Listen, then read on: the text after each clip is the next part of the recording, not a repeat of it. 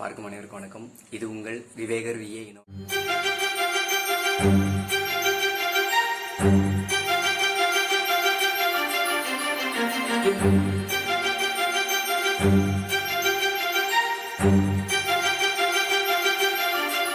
இந்த பதிவு ஒரு பம்பு மோட்டர் அது பழைய இடத்துலேருந்து மாற்றி ஷிஃப்டிங் பண்ணோம். அதுக்கான ரீசன் என்ன அப்படிங்கிறத பற்றி பேசியிருக்கோம்.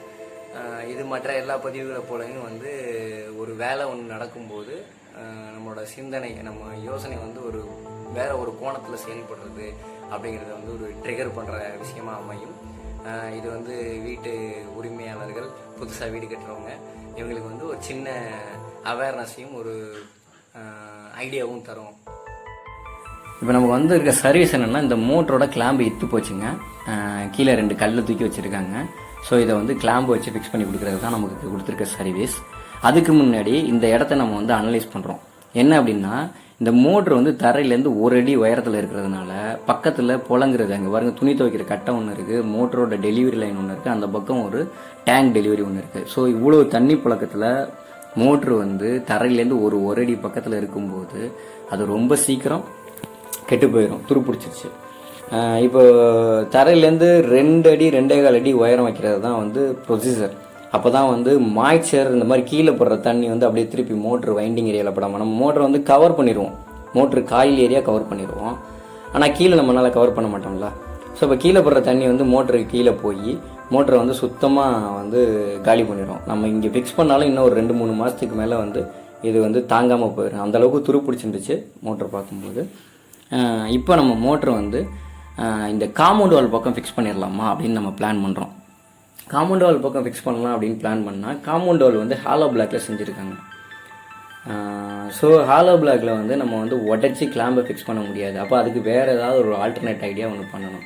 அது இல்லாமல் இந்த காம்பவுண்ட் வால் பக்கம் ஃபிக்ஸ் பண்ணுறதுனால என்னென்ன மைனஸ் அப்படின்னா, அந்த பக்கம் சன்சைட் கிடையாது. சன்சைட் கிடையாதுங்கிறதுனால இப்போ இந்த வால் பக்கம் சன்சைட் இருக்குது.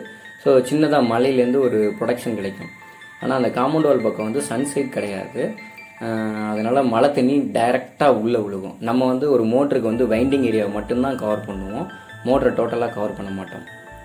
ஸோ இப்போ இந்த இடத்துல இதை அந்த உரிமையாளருக்கு ரொம்ப பயனுள்ள வழியில் நம்ம என்னென்ன பண்ணலாம் அப்படிங்கிறத நிறைய யோசித்தோம்.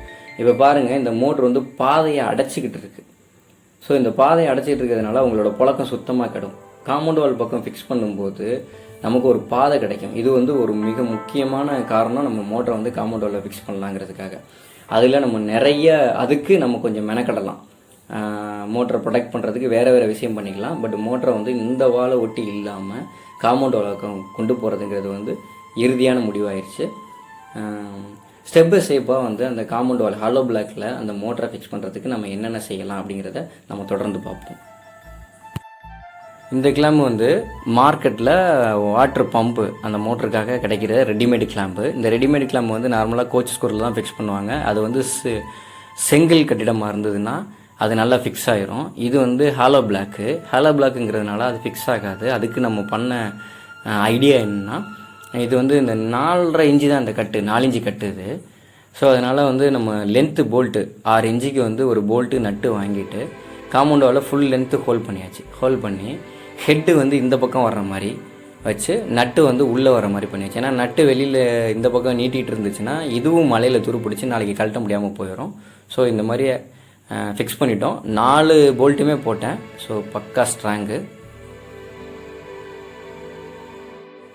இந்த மோட்ரு ரொம்ப துரு பிடிச்சிருந்துச்சு. எந்த போல்ட்டுமே என்னால் கழட்ட முடியல. எல்லாமே ஆல்ரெடி உடஞ்சி தான் கையோட வந்துச்சு. கழட்டி எதுவுமே எடுக்கலை.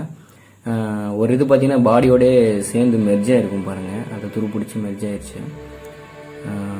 இப்போது ஓரளவு எல்லாத்தையும் தொடச்சி பக்காவாக எடுத்து கீழேருந்து 2.25 அடி உயரத்தில் நான் மோட்டரை காம்பவுண்ட் வால் பக்கம் ஃபிக்ஸ் பண்ணிட்டேன். பக்காவாக ஃபிக்ஸ் ஆயிடுச்சு. அந்த பக்கம் இருந்த மோட்ரு காம்பவுண்ட் வால் பக்கம் வரும்போது அதுக்கு போகக்கூடிய எலக்ட்ரிக்கல் லைனு அப்புறம் டெலிவரி லைனு ரெண்டுமே தரையை உடச்சி போகிற மாதிரி பண்ணியிருக்கோம். காம்பவுண்ட் வால் பக்கம் அந்த மோட்டர்லேருந்து அவுட்புட்டு போகிற தண்ணி ஒரு வாளி வச்சு நேரடியாக பிடிச்சிக்கிற மாதிரி பண்ணியிருக்கு. சக்ஷன் ஒரு யூனியன் போட்டு இறக்கியிருக்கோம். அதாவது போருக்குள்ளே போகிற பைப்பு ஒரு யூனியன் போட்டு இறக்கியிருக்கோம். அது நாளைக்கு சர்வீஸ்க்கு ஈஸியாக இருக்கும். அப்புறம் போருக்கு ஒரு கவர் ஒன்று வாங்கி போட்டிருக்கு புதுசாக. நெக்ஸ்ட் பெயிண்டிங்க. அது பாருங்கள் வந்து எப்படி இருந்த மோட்ரு இப்படி ஆயிடுச்சு. அது அதே மோட்ரு தான், நீங்கள் ஏற்கனவே பார்த்த மோட்ரு தான். ஃபுல்லாக துருவை வந்து எடுத்துட்டு எமரி ஷீட் போட்டு தேய்ச்சிட்டு ஸ்ப்ரே பெயிண்ட் பண்ணியிருக்கு. ஸ்ப்ரே பெயிண்ட் வந்து கொஞ்சம் காஸ்ட்லி, 110 ரூபா. இது வந்து பைக்குக்கு அடிக்கிறது. இது வந்து மழை வெயில் இதெல்லாம் தாங்கக்கூடியது. ஸோ இதையே நம்ம வந்து வாங்கி நீங்கள் வந்து எலக்ட்ரிஷியன் இப்போ ஒரு மாதிரி இது மாதிரி வேலை இருந்ததுன்னா நீங்கள் இந்த மாதிரி பெயிண்ட் பண்ண கொடுங்க. சும்மா நல்லா ஓடிட்டு இருக்க மோட்டரை கழட்டி பெயிண்ட் பண்ணுற அந்த மாதிரி வேலையில் இறங்கிட வேண்டாம். இது வந்து நீங்கள் அவங்க வேலை பார்த்துக்கிட்டு இருக்கும்போது நீங்கள் இந்த மோட்டரை தொடச்சி அழகாக நீங்களே பெயிண்ட் பண்ணி கூட கொடுக்கலாம். அல்லது இல்லைன்னா ஒரு 110 ரூபா அந்த பெயிண்டை வாங்கி கொடுத்து அவங்களுக்கு அடிக்க சொல்லிவிட்டு அதுக்கு ஒரு சின்னதாக வந்து ஒரு தொகை கொடுத்துட்டா அவங்க சந்தோஷமாக போவாங்க. உங்களுக்கு வந்து அந்த மோட்டரோட லைஃப் வந்து நல்லா எக்ஸ்டெண்ட் ஆகும். நெக்ஸ்ட்டு வந்து அந்த மோட்ரு கவர் வந்து இங்கே கண்டிப்பாக மஸ்ட்டு போட்டே ஆகணும். ஏன்னா வந்து இங்கே சன்சைடு இல்லை. மோட்டரை நம்ம காப்பாற்றணும் அப்படின்னா மோட்ரு கவர் கொடுக்கணும்.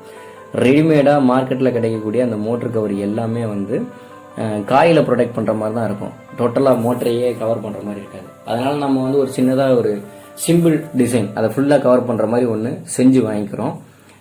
இது வந்து புதுக்கோட்டை போலீஸ் ஸ்டேஷன் ஆப்போசிட்டில் இந்த 100 இண்டஸ்ட்ரின்னு சொல்லிட்டு வச்சுருக்காங்க. இங்கே நான் வந்து செஞ்சு வாங்குறது ஏதாவது இருந்ததுன்னா இந்த ஐயா கிட்ட தான் போவேன். இவர் வந்து பெருசாக ஒன்றும் பேசலாம் மாட்டார். கரெக்டாக என்ன ரேட்டு என்னன்னு கட் அண்ட் ரைட்டாக இருப்பார். தேவையான டிசைனை சொல்லி அது சிறப்பாக நம்ம வந்து செஞ்சு வாங்கிட்டு போக முடியும். உங்களுக்கு இது மாதிரி ஏதாவது தேவைன்னா நீங்கள் இவங்களை வந்து அணுகலாம்.